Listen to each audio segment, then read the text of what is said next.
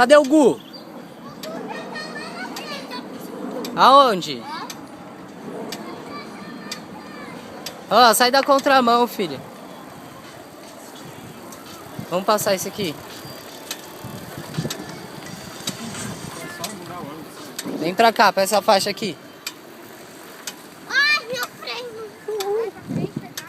Vamos lá buscar o Rafa, vem. Acelera aí. Eu tô acelerando. Dá pra ver freio. Vai cair, hein, Gu? Tira uma foto de mim. Tá filmando. Olha, pai. Pai. Olha só. Tá sem as mãos, Rafa? Vem, filho, acelera. Tô acelerando. Gu. Não faz assim, meu. Você vai causar um acidente, meu.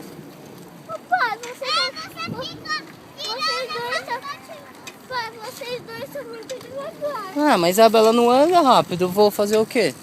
Vai vocês dois na frente. Eu tô tentando passar por aí, mas tem muita gente.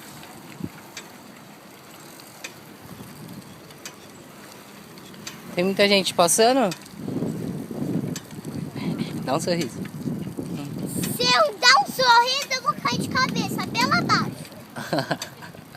Ai, ô dramática. Você vai ver o dramático cair daqui. Vou ter que comprar uma joelheira, então. É, comprar uma joelheira. Oi? Patinação. Se ia falar o que aí seria o problema que seria. Agora faz tempo que a gente tá andando. Faz 7 quilômetros. 7. Eu vou morrer. Fica quieta, vai morrer por quê?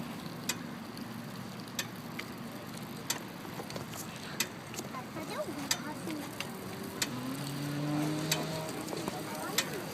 Antes era o painel da moto, agora é o painel da bicicleta.